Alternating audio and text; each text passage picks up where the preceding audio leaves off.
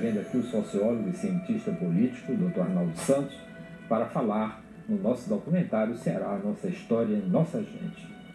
Dr. Arnaldo, como foi e por que Tasso Gereissati indica o jovem prefeito Ciro Ferreira Gomes às eleições de 1990? Bom, primeiro é preciso contextualizar esse momento. O estado do Ceará vive nessa época o que nós poderíamos chamar de um momento de ruptura. Está se construindo um novo paradigma de se fazer política do ponto de vista administrativo no estado do Ceará. Pós época dos coronéis, com a primeira eleição do governador Tasso Gereissati, o Ceará inicia um novo processo cuja característica principal era a mentalidade empresarial na coisa pública. A austeridade, por exemplo, era uma marca muito forte nesse instante. Da mesma forma que era uma marca também a intolerância, a falta de diálogo, notadamente com as instâncias políticas, implantada pelo governador Tasso Gereissati, logo no início do seu governo. O então jovem deputado Ciro Gomes, exercera até então a liderança do governo Tasso Gereissati na Assembleia Legislativa do Estado do Ceará. E sem exagero, durante 365 dias por ano ele era vaiado, bastava pôr os pés na Assembleia Legislativa. Isso já dá muito bem uma indicação dessa forma imperial do estilo de governar de Tasso Gereissati na época. Concomitantemente a isso, Fortaleza é uma cidade neste período, na administração da prefeita Maria Luísa Fontinelli, extremamente agredida, maltratada, porque todos se recordam dos problemas que Fortaleza enfrentava em vários setores. Não só na questão, por exemplo, da limpeza pública, em que montanhas e montanhas de lixo se acumulavam pelas ruas, mas as frequentes greves, seja no sistema de transporte público, seja nos próprios meios da saúde, no setor da educação. Então, vislumbrara naquela época o governador Tasso Gereissati que o jovem deputado Ciro Ferreira Gomes representava, assim como ele, o novo para se iniciar, quer dizer, também no âmbito municipal, essa quebra, digamos assim, de paradigma no modo de governar. E, efetivamente, o deputado Ciro Gomes, ele reunia umas outras qualidades importantes, como, além da sua juventude, a sua capacidade de verbalização.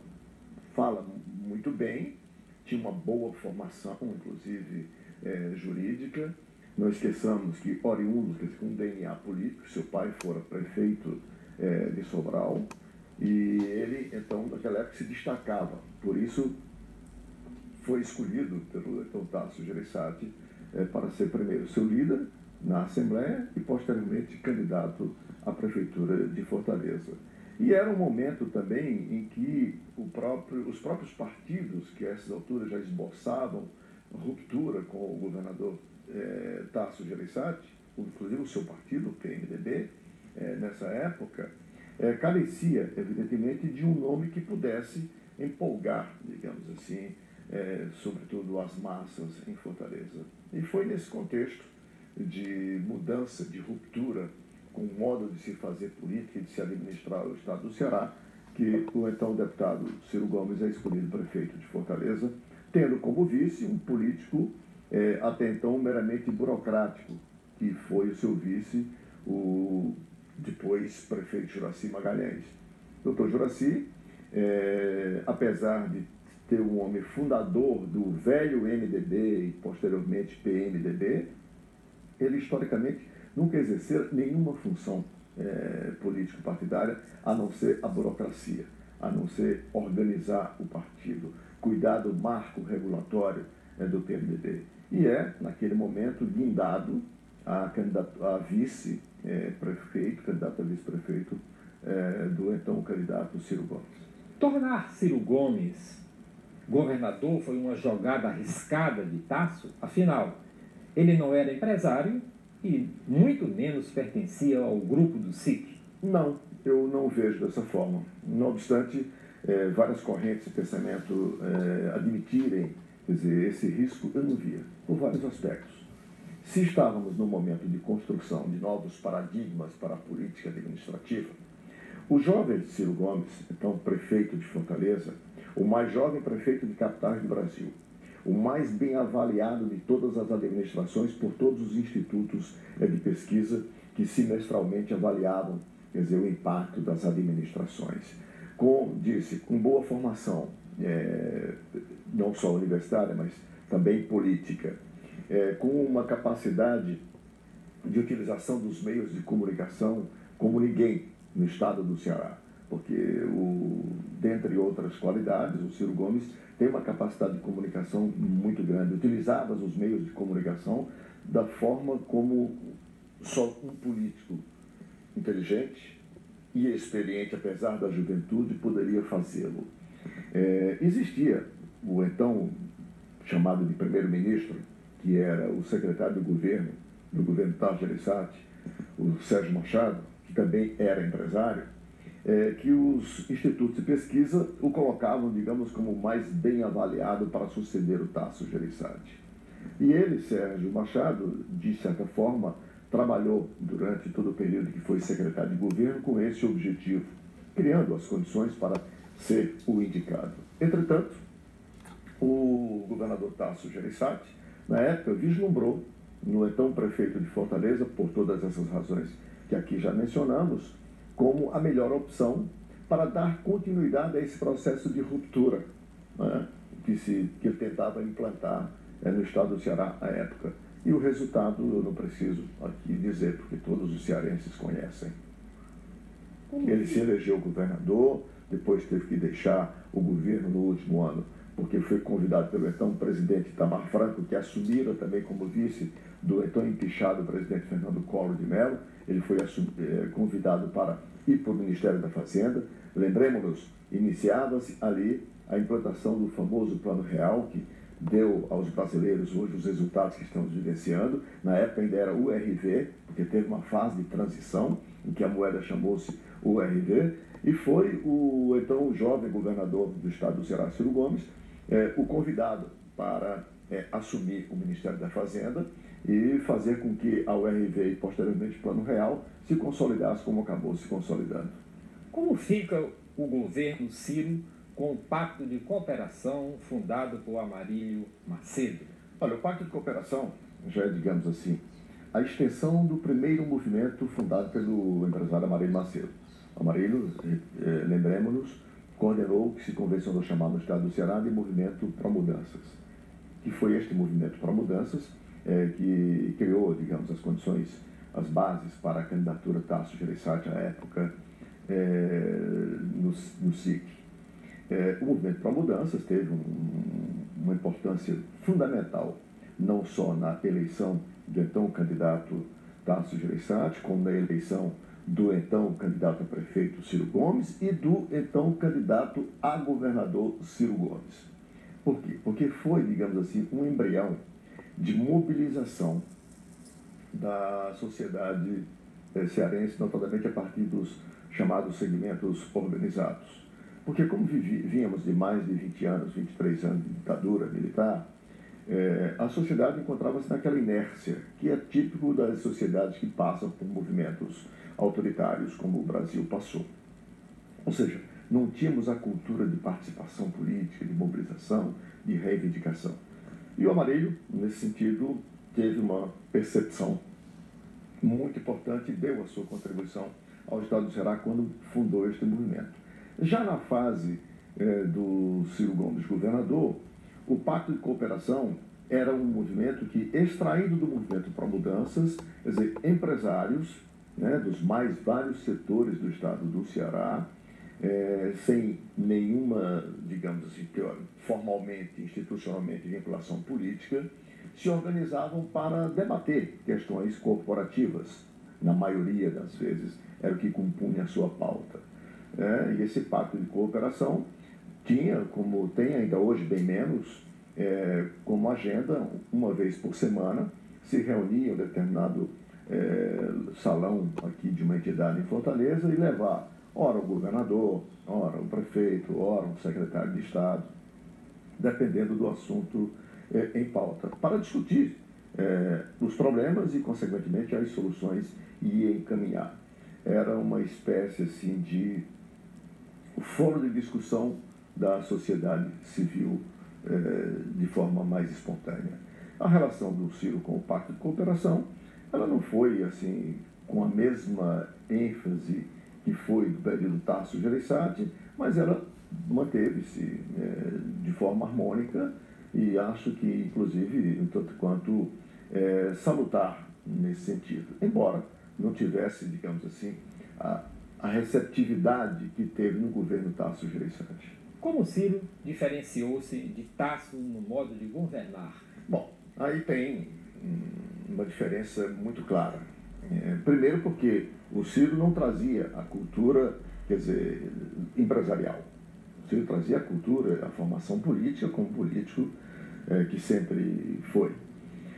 O autoritarismo, o imperialismo, o rompimento, os rompantes que o governador Tasso Gereissati utilizou frequentemente em seu governo, não se verificou no governo do Ciro na mesma proporção, embora em alguns momentos, sim. A diferença básica é que o Ciro conseguiu um relacionamento com os políticos, conseguiu manter um diálogo com a classe política, sem chamá-la de sem vergonha, de vagabundos, como o Tasso Gereissati o fez em algumas ocasiões. Então, o Ciro tinha, e como tem até hoje, essa capacidade de dialogar com os setores, embora mantendo um diálogo com altivez, sem sucumbir, portanto, aquilo que então o governador Tasso Gereissati já havia quebrado no estado do Ceará, que era o clientelismo, o assistencialismo, e todo o ismo que a gente conhece, que permeou a política brasileira e ainda permeia hoje em alguns setores da sociedade.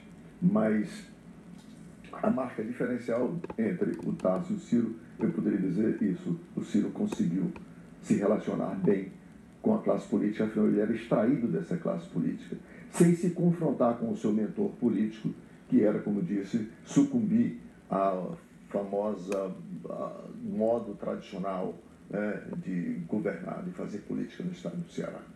Podemos dizer que, para ratificar a ideia de grande líder destemido, Ciro Gomes usou como poucos a mídia? Certamente.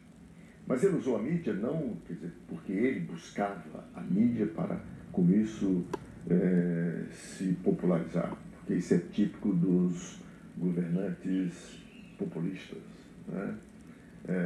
o Ciro utilizou-se muito bem da mídia porque ele era notícia, primeiro, por ser governador do estado do Ceará, ser bem avaliado, porque ele repete a boa avaliação que teve na prefeitura também no governo, por ser também o mais jovem governador da época, quer dizer, dos estados brasileiros, por ser oriundo de um grupo que, não obstante ter todas as suas bases e raízes no meio empresarial, ele mereceu a confiança e sendo oriundo das raízes políticas, tendo DNA político, portanto, mereceu essa confiança.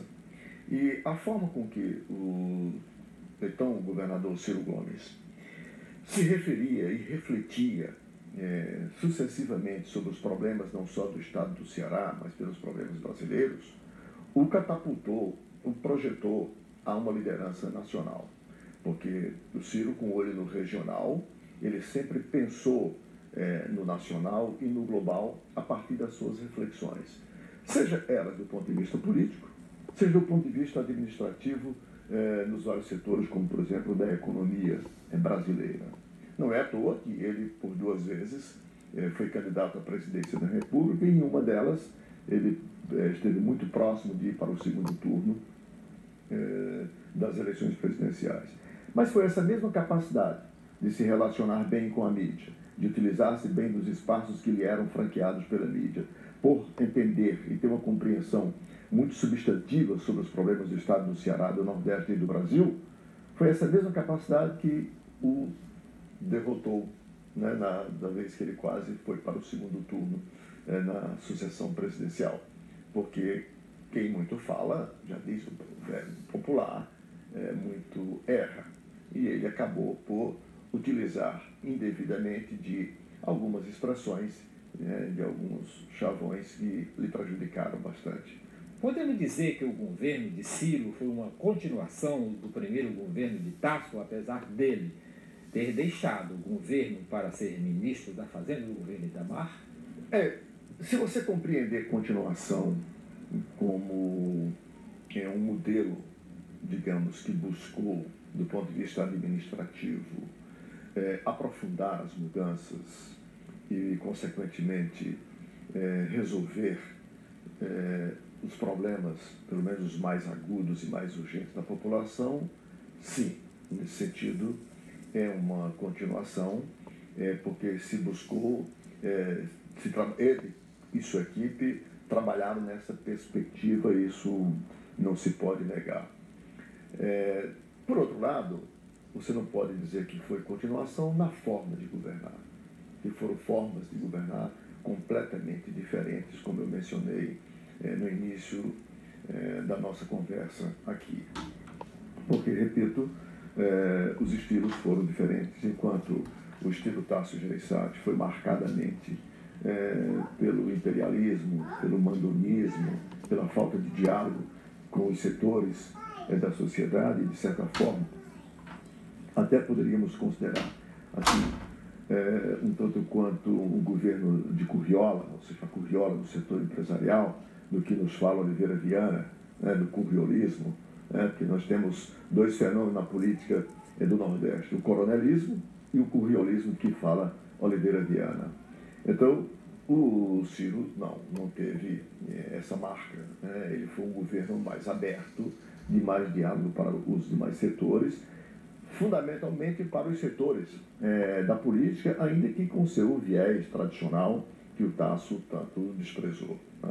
Então, nesse sentido, ele teve a continuidade na busca de aprofundar as mudanças que o Estado reclamava, para mitigar, pelo menos, os problemas mais urgentes e agudos da sociedade cearense, mas ele não foi continuação na forma de governar. Ultrapassando esse período, passando pelo segundo governo do Tasso Gereissati e chegando ao governo do Túlio Lúcio Alcântara, como você avalia hoje o governo do Cid Gomes? Olha, o governo do Lúcio Alcântara foi um governo em que você não tem assim uma marca.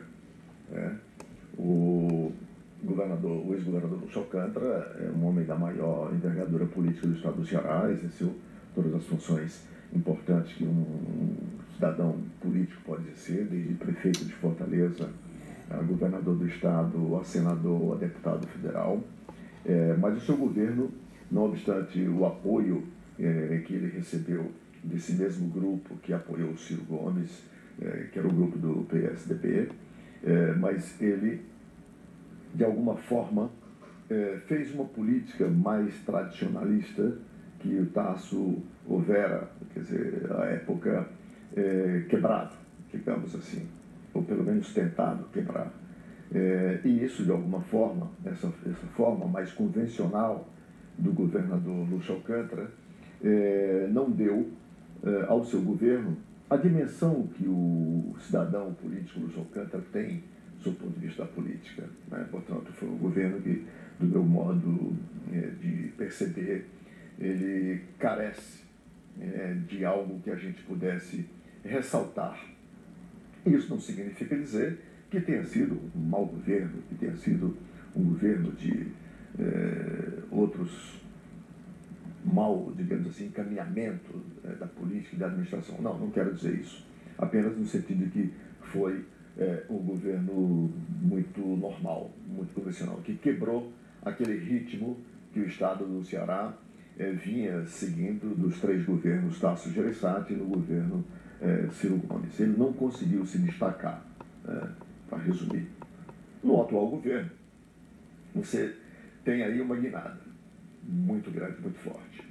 O jovem governador Cid Gomes, sem nenhum favor, a exemplo do seu irmão, tem tido uma marca de governo muito significativa, até mais significativa do que o seu irmão Ciro e o próprio governador Tasso Gereissati.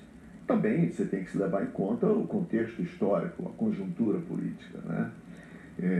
Enquanto Tasso Gereissati e Ciro Gomes governaram ainda no início da implantação da democracia e que o Brasil enfrentava problemas econômicos muito graves, Ciro Gomes não, pega uma quadra econômica, apesar de algumas crises, mas pega uma condição econômica e social do Brasil como um todo extremamente favorável para que se faça, para que um governante possa empreender uma marca administrativa. E ele tem conseguido fazer isso, não só nas chamadas, digamos assim, intervenções estruturais, nas bases econômicas que ele está montando no estado do Ceará, com uma infraestrutura de base marcadamente pela indústria pesada.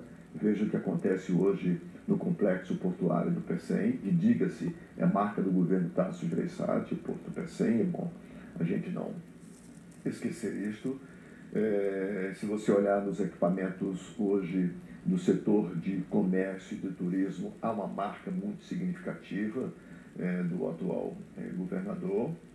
Mas o mais importante, e que nós não ainda estamos percebendo, porque esta é uma ação administrativa cujos resultados exigirão pelo menos uma década, portanto é de médio prazo, o governador Ciro está fazendo e ainda não estamos percebendo, porque, repito, os resultados só perceberemos em pelo menos uma década, que é na área da educação, sobretudo na área da educação profissional. O que está acontecendo hoje no estado do Ceará, com as mais de 100 escolas profissionalizantes, para a formação de técnicos nas mais diversas áreas que o Estado está a precisar, para dar suporte a essa indústria de base que está se instalando no estado do Ceará, esta será a grande marca. Eu poderia dizer que acontece hoje no estado do Ceará e no Brasil como um todo, que eu estou, como sociólogo e cientista político, chamando de revolução silenciosa, que é a formação para o trabalho desses jovens todos que estão vindo aí e que mais tarde nós perceberemos os resultados, porque este é um potencial enorme e que ninguém tira de quem tem o privilégio de obter, que chama-se conhecimento. E nesse sentido o governador Ciro Gomes está imprimindo uma marca muito significativa, porque eu não sei se no número, sobretudo nas economias desenvolvidas, você tem uma relação que é o seguinte: para cada 5 técnicos de nível médio, você tem um técnico de nível superior. Nós, no Brasil, temos uma inversão. Apesar de ser uma minoria que tem nível superior, mas na proporção direta você tem para cada 5